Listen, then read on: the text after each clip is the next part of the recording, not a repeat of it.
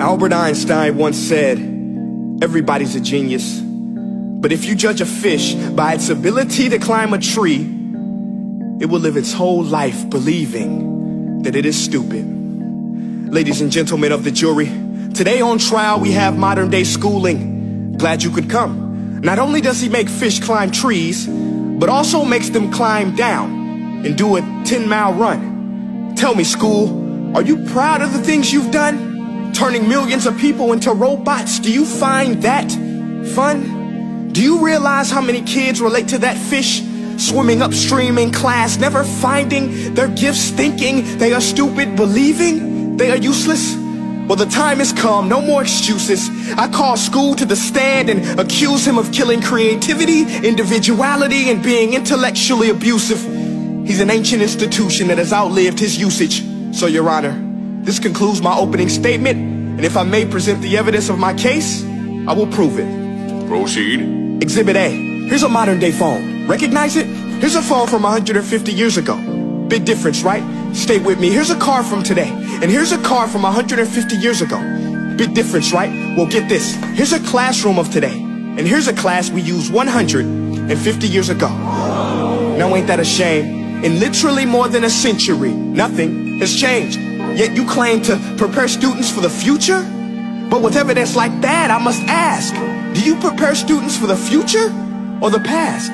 I did a background check on you and let the record show that you were made to train people to work in factories, which explains why you put students in straight rows, nice and neat, tell them sit still, raise your hand if you want to speak, give them a short break to eat, and for 8 hours a day tell them what to think. Oh, and make them compete to get an A. A letter which determines product quality, hence grade A of meat.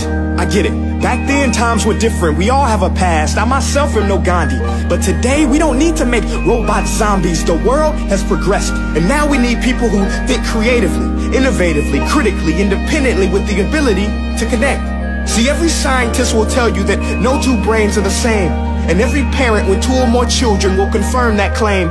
So please explain why you treat students like cookie cutter frames or snapback hats, giving them this one-size-fits-all crap. Watch your language. Sorry, Your Honor, but if a doctor prescribed the exact same medicine to all of his patients, the results will be tragic. So many people will get sick, yet when it comes to school, this is exactly what happens. This educational malpractice, where one teacher stands in front of 20 kids, each one having different strengths, different needs, different gifts, different dreams, and you teach the same thing the same way? That's horrific. Ladies and gentlemen, the defendant should not be acquitted. This may be one of the worst criminal offenses ever to be committed. And let's mention the way you treat your employees. Objection. Overruled. I want to hear this. It's a shame. I mean, teachers have the most important job on the planet, yet they're underpaid? No wonder so many students are short-changed. Let's be honest, teachers should earn just as much as doctors, because a doctor can do heart surgery and save the life of a kid, but a great teacher can reach the heart of that kid and allow him to truly live. See, teachers are heroes that often get blamed, but they're not the problem. They work in a system without many options or rights. Curriculums are created by policymakers, most of which have never taught a day in their life. Just obsessed with standardized tests. They think bubbling in a multiple choice question will determine success.